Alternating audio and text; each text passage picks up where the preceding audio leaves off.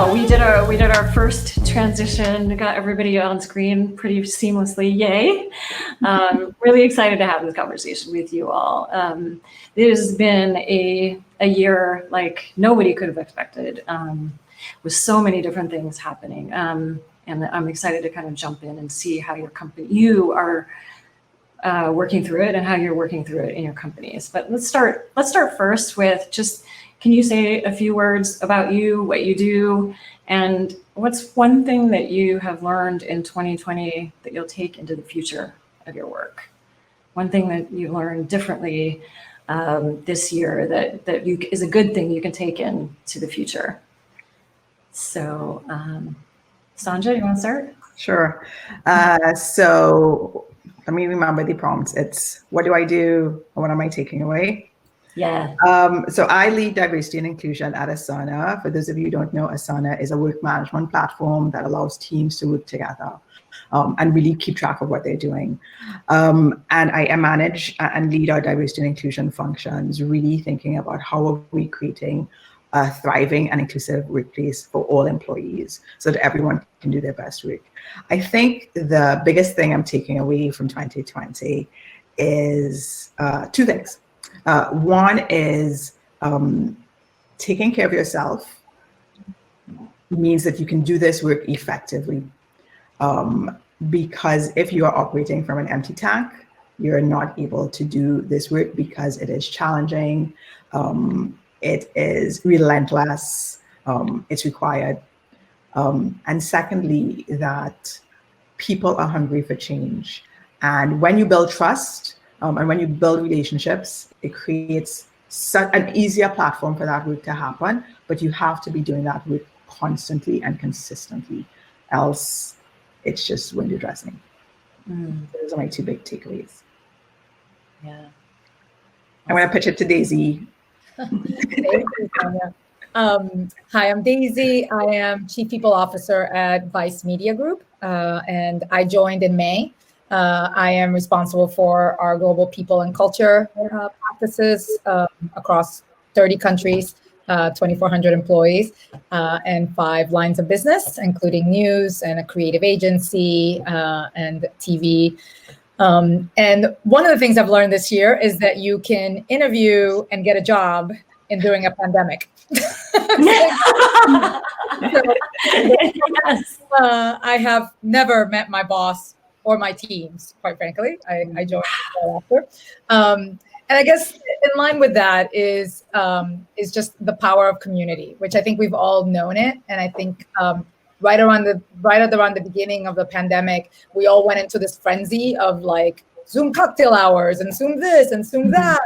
You know, we were so hungry for each other because we're human and we crave that connection. And that power is real, whether we are physically together or not. And that's something that I carry with me. I've become far more creative as to how do I maintain those connections with my loved ones and those I have yet to meet. All right, LaFawn, on you. Nice. So my name is LaFawn Davis. I'm Vice President of Diversity, Inclusion, and Belonging, and as of 2 days from now, also social impact at Indeed. Yes. And what our teams focus on is removing bias and barriers. There's lots of bias and barriers for people to get jobs. For those of you who don't know, Indeed's mission is we help people get jobs. So removing bias and barriers is really important to both of those teams. Building inclusive teams and products, and then cultivating a sense of belonging. What Daisy was saying completely resonated with me because we were like happy hours, themed, team meetings, all the stuff in order to stay connected, because that community and those connections are really important. I think one of the things that I've taken from this year, first of all, this year should be canceled. I think I'm going to be the same, age next year because I'm not counting 2020, but or maybe 10 years older. I don't know. It's going to go backwards, maybe subtract it. Okay, I think one of the things that I'm taking with me into next year and beyond is that we're not working from home. We're working at home during a global pandemic and economic crisis and civil unrest and murder hornets and locusts and all the things. Fires and fires, right? The apocalypse looking skies, the election year, all of those things is really chaotic. People wondering whether or not we're going to have rights next year, not have rights next year. All of those things means we're living through trauma. Every single person, no matter who you are, where you are, there's something else that you have on your plate. You might be worried about your family. Maybe you're worried about your job. Maybe you don't have one. Maybe you're worried about the next meal on your plate. And so we're all living through active trauma, which means that we have to do a lot of work to come out of that trauma, even when whatever state we get to. I don't want to say go back to normal because I don't know what that means anymore, but really understanding that employees are going to show up as their best selves if they feel held.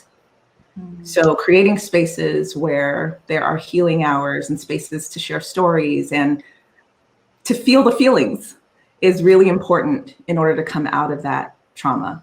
And so I think it's created some sense of connection because everyone is going through some sense of something, no matter who or where they are. Yeah. Well, that kind of segues into my next question, which I know a lot of people we've seen on Twitter, and that a lot of people are interested in learning about, which is after the murder of George Floyd and many other Black people this year, there's been a kind of new awakening and a new or renewed kind of push for diversity, equity, and inclusion in our companies. Can you all three talk about some of the things that you are doing in this moment, some of the ways that you and your company have reacted, and secondly, I also want to talk about, like, if you're seeing this be a trend, if you're seeing an increase in people stepping up as allies and advocates, like for the long term, for the long haul. Any of you can jump in when you have thoughts. I can go first. So I actually like to think of what happened as not starting with the murder of George Floyd. I think, as we all know, these deaths and these killings have been happening for a long time. I think when we were home, I actually think the incident with Prince Cooper was the first incident that really kind of caused, it certainly a renewed interest, because a lot of people saw themselves in Amy Cooper and saw that reaction and how quickly it could have turned. So we, for example, at Asana, had been having a conversation about that incident. And then a couple of days later, the murder of George Floyd happened. And people quickly saw how that simple incident could have led into this. And so it was a catalyst in terms of us really, in terms of people really taking or doing some introspection on how these incidents manifest, the biases that exist. And it created a space for conversation and really authentic conversation. So at Asana, like many companies, we've been having conversations, we call them real talk conversations, about racism and about race for a long time.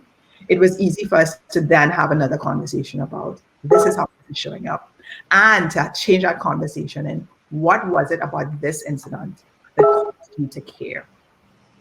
And people answered that really honestly and really truthfully. And I think, and beyond creating space for employees to learn, we created really private spaces for Black employees to have conversations, to, as LaFawn said, feel the feelings, process showing up into a workspace, and really creating different spaces for those conversations, and then a space for people to get together. Whether it was us having all staff meetings for everyone, but also to have staff meetings with parents and caregivers about how are you talking about race and racism with your children. How are you having those conversations, particularly in companies where people may tend to be more progressive, but are not having those conversations? How are we starting that conversation when we start? And then to your point, and I know I want to make sure everybody gets a space to speak. So it's not just about talking. It's really about what's the action that you're taking? What are the things that you're doing as a company, as an organization, or what are the things that we're requiring employees to do for themselves? As a company, we really thought about it in terms of what are the commitments that we honestly think that we can make, and really deep dive into the things that we want to do, whether it's really looking at our interview assessment process, for example, or ensuring that we're thinking about developing our internal talent. But in your other part of the question, which is around people showing up as allies and advocates, people are hungry. And it's really about tapping into you want to be an ally, you want to be an advocate. This is not easy work. This is not you just claiming that tag for yourself. This requires you to be active, action-oriented. And what does that look like? And that, one of the conversations that we've had is, do not be paralyzed by the fact that you're going to see things or feel things that make you feel as though I cannot do it. You're going to make mistakes. Get past that, because this requires you to do very hard work. So we've certainly seen an uptick in it, and really trying to create, to build that muscle for people to do that work really easily.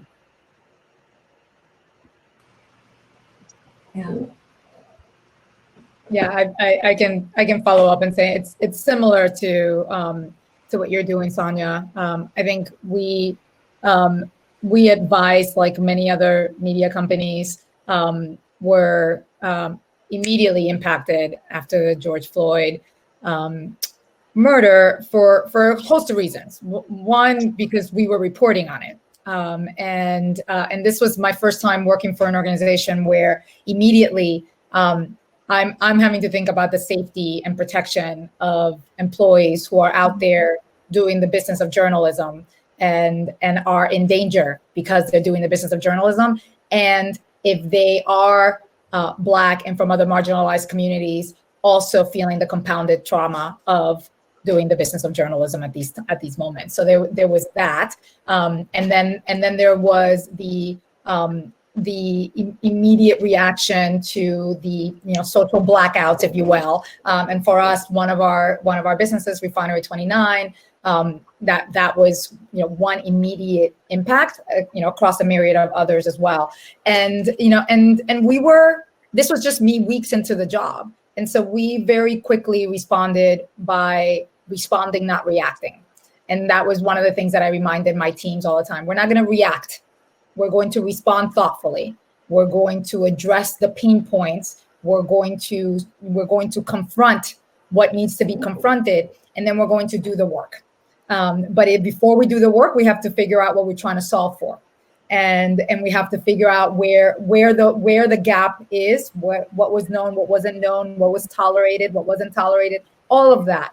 And so that's what the bulk of our response was. It was identifying, similar to Sonja, what we could do organizationally across all of our people and culture practices, from hiring, development, promotion, pay equity, engagement, all of those pieces. That's what I call the things, right? That's all the things. We were doing all the things. And then we were really thinking thoughtfully with our leaders. Okay, you don't need to go talk right now because you're not ready to talk yet. I was like, you need to listen.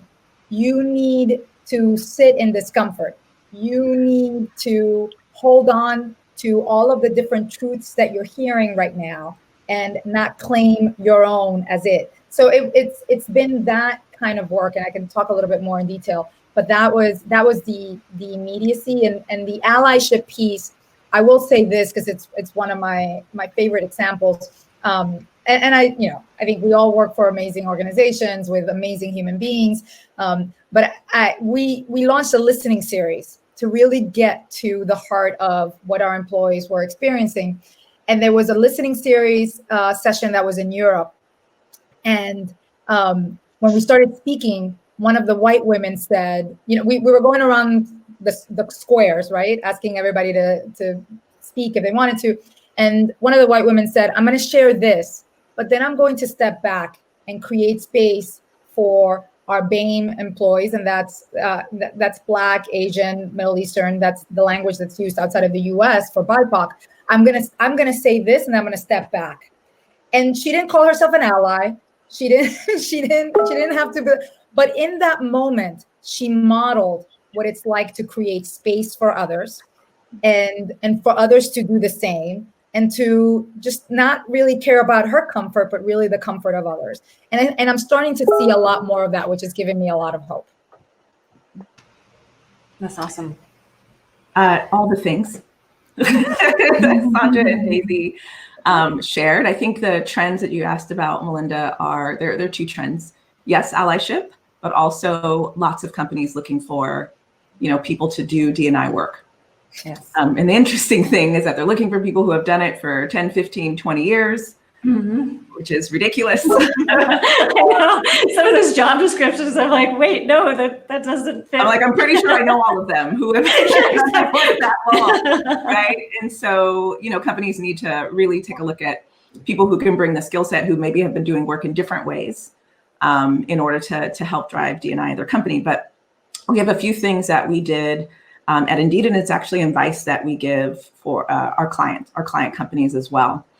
This is a really confusing time, and it's really interesting because people were like, "Oh my gosh, we're racist. What do we do?" Right? It's this energy to make change. So some of the things, some of the tips are: don't ignore what's happening. Right now, the world is on fire, as I mentioned. There's all sorts of things happening.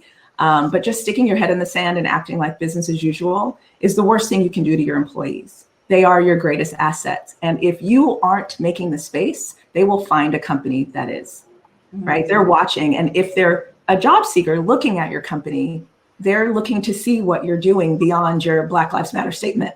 They're looking to see what you're doing within your company, what your leadership looks like, what change you're making. Understand what your Black employees are experiencing. It is trauma, like I mentioned. And so having spaces for people to heal and feel the feelings and talk about it are really important. Focusing on long-term systemic change. Both of my fellow panelists talked about this. There's a lot of momentum and need and desire for change right now.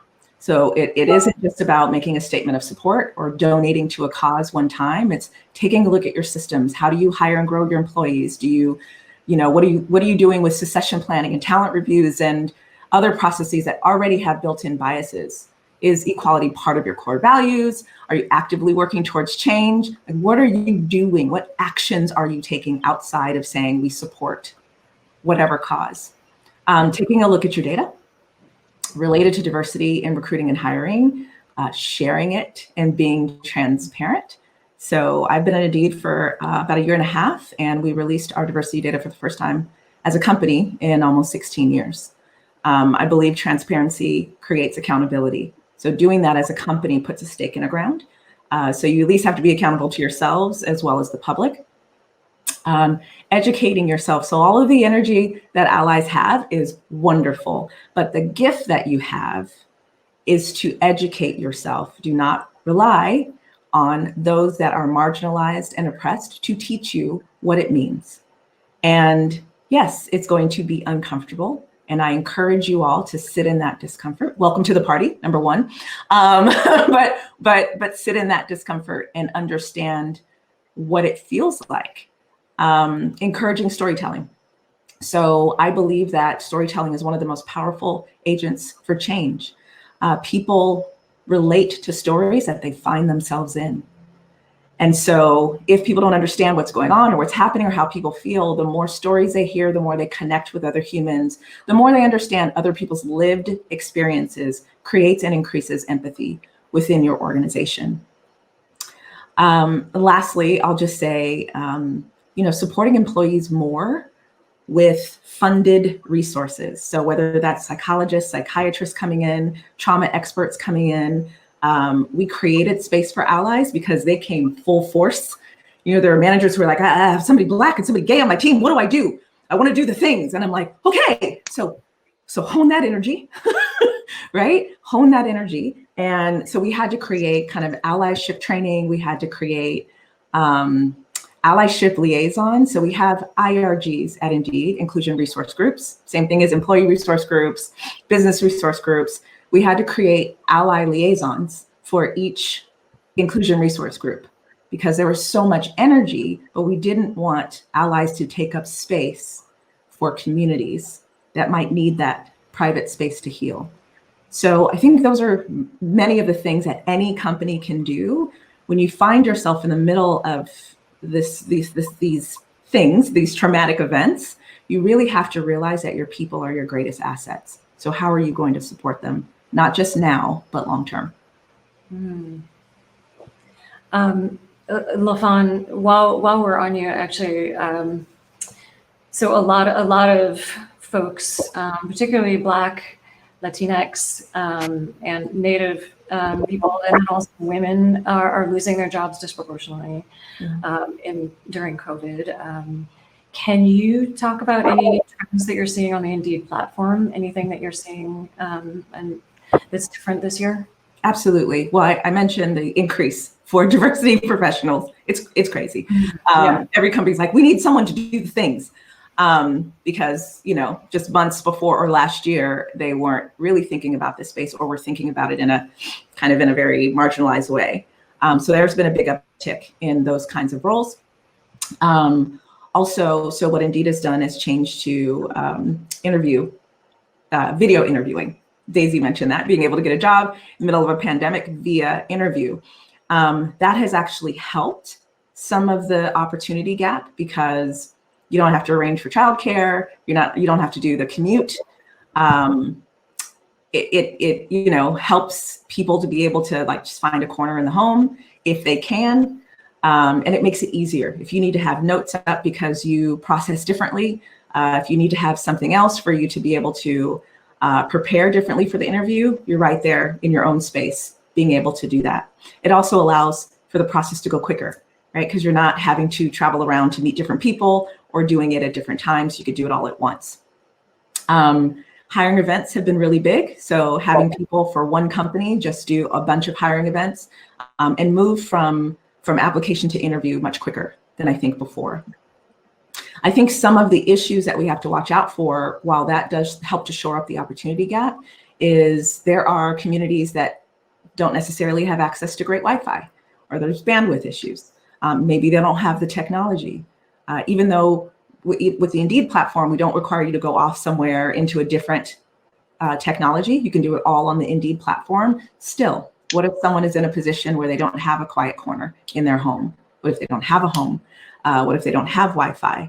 So trying to think through the ways that we can actually help communities that need it the most, whether it's partnering with maybe a library that has free Wi-Fi where people can do interviews if they don't have that environment, or looking for cities that have kind of Wi-Fi in public areas, and trying to partner that way and seeing if we can help shore up the opportunity gap. So while there are lots of cool things that have been happening during the pandemic that has helped people find jobs no matter where they are, the future of remote work is really huge.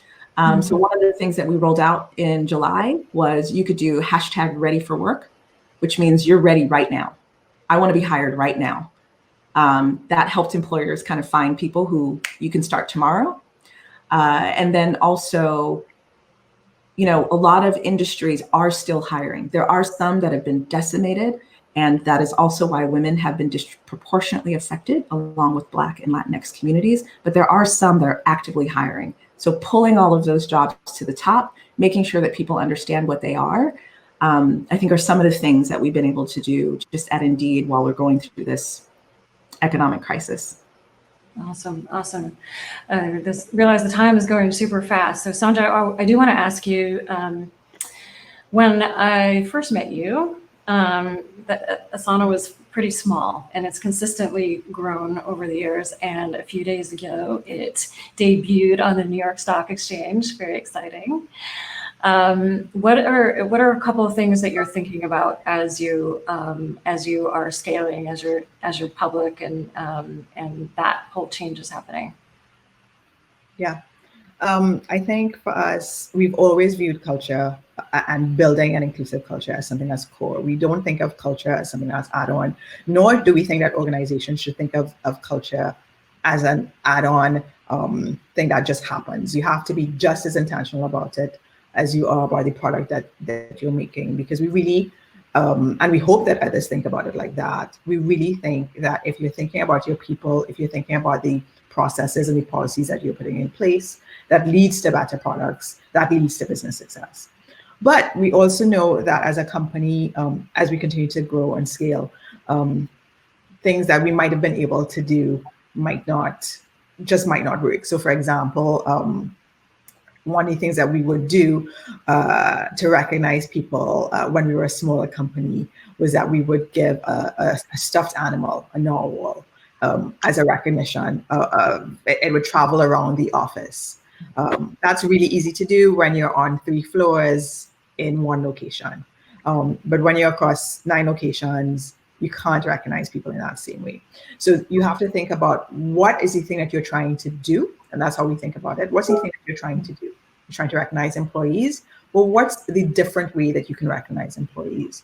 One of our values, though, is around rejecting false trade-offs, which is really about we can do things and stick to the core of what we're trying to achieve. We don't have to do A doesn't mean that we cannot do B. So we're really thinking about it in terms of what do we want to stay? What's core to us being successful? We know that inclusion, being uncomfortable. We know that people. We know that those things are the things that are really core to us, that are core to us continuing to be successful because we're trying to do this for everyone. So we think about it in terms of those things and in terms of we essentially filter all the work that we're doing through those core things. So they're things that we know we're not going to lose because it's so core to us as a culture. There's one thing I wanted to add on to something LaFawn said. I know we're running out of time, but it was so critical. Having managers build relationships with their employees, checking in, knowing what's important to the people that are working with them and working on their teams, allows when a crisis happens, because a crisis will happen again, whether it's someone being killed or anything else, allows you to go and check in a different way. And employees feel it really differently than if you just jump in and say, hey, I saw this happen, how are you doing? That never feels authentic unless you've built a relationship. So I would also encourage team members, teammates, managers to build relationships with their employees so that when things like this happen, it just becomes that much easier to have those conversations and to really care about your employees. So I just want to add that on as another action people can do. Awesome. I know LaFawn has a hard stop right now. So LaFawn, thank you so much. And thank you all 3 of you. I do have one more question as we transition here that, but I know LaFawn has to go. So I wanted to just acknowledge that and appreciate you. Thank you. Thank you so much for having me, Melinda. And it's great to see you, Daisy and Sonja. Y'all are amazing. So it's wonderful to be a part of the Tech Inclusion family again.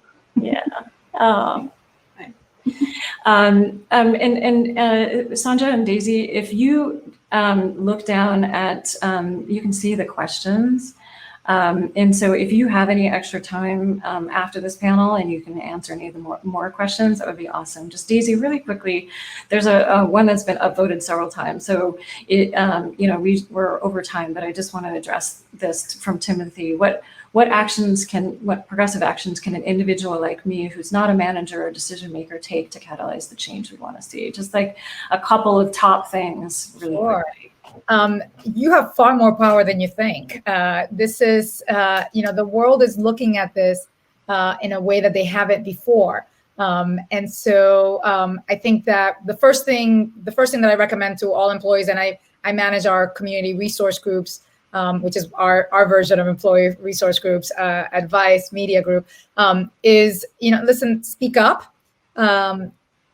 This is not about asking folks to do the work for us, but I can't solve for something that I don't know about. And so my first ask of all of our employees is my job is to make sure that there are enough channels in this organization for you to raise concerns and for you to raise ideas and thoughts. And that's what we've done. And we've created those. And now my ask is for you to not only raise concerns and ideas and opportunities, but also engage your leaders and your colleagues and your partners throughout the organization in driving this change. Some of the most exciting initiatives that we have at Vice Media Group are not coming out of necessarily the people and culture team. They're coming out of the business.